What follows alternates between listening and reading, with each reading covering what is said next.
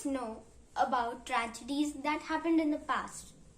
Perhaps the Titanic and how it sank.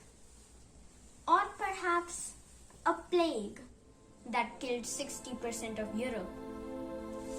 But nevertheless, have you heard of the 1955 fire that happened in Tokyo, Japan?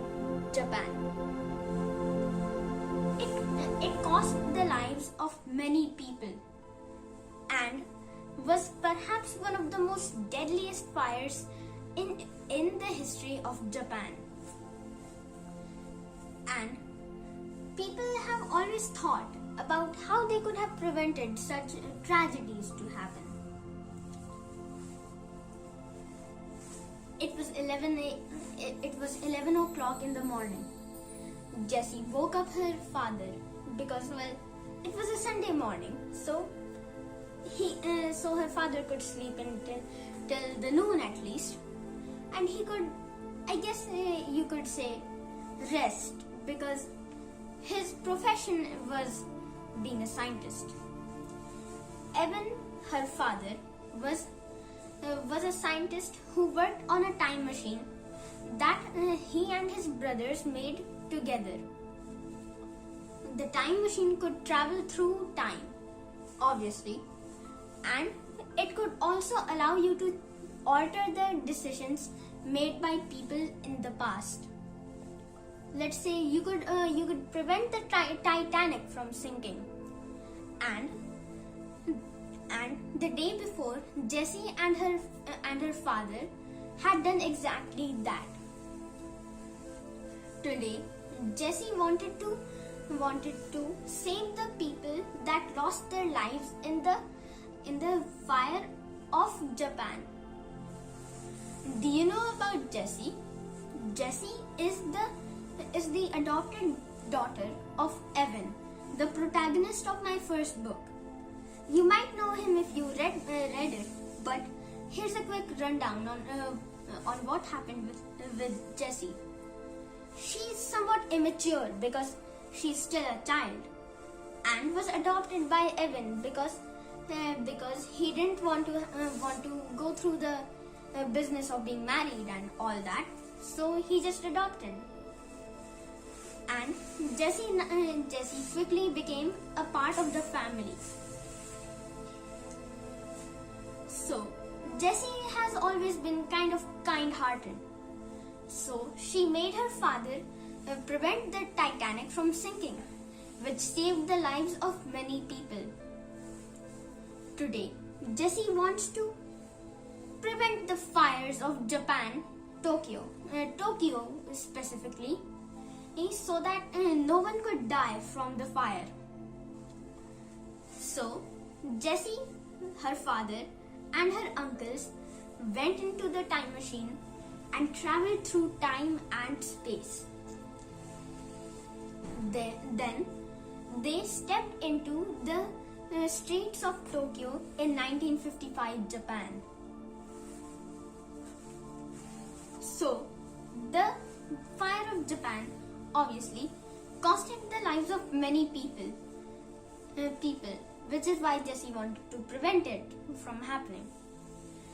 Jessie was curious on why and where it happened, because her school hadn't really taught her much about the fire in general.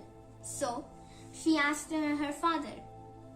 Evan replied with, "Well, it happened in a hotel because of a cigar, I think.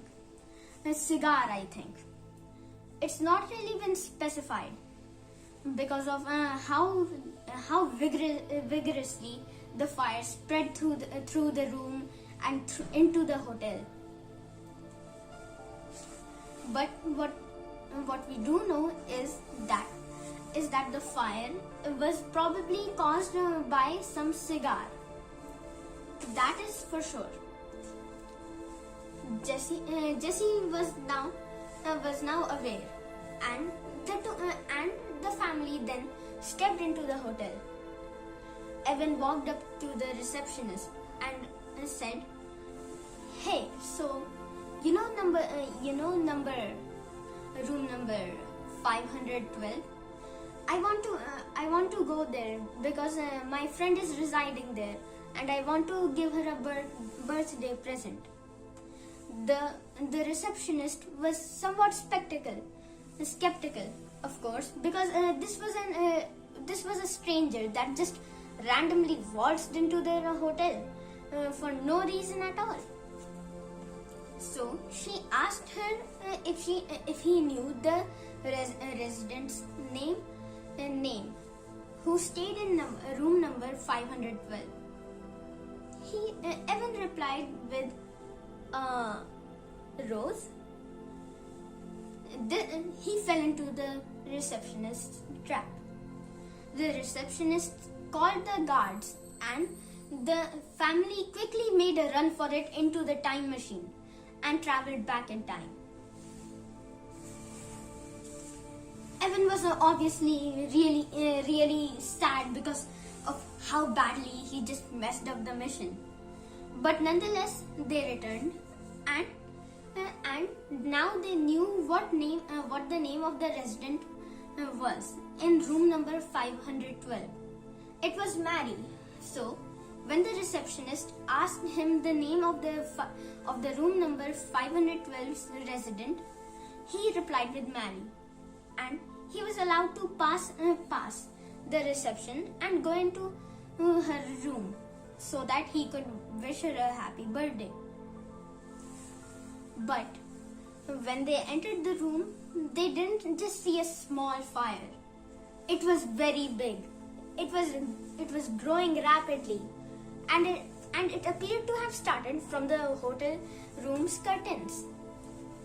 Well, Evan quickly made a rush for the fire extinguisher, which was kind of difficult to find because, well, everything was basically engulfed in flames. So Evan finally got to the fire extinguisher, and he was able to save the woman and even save many more in the process. Thank you.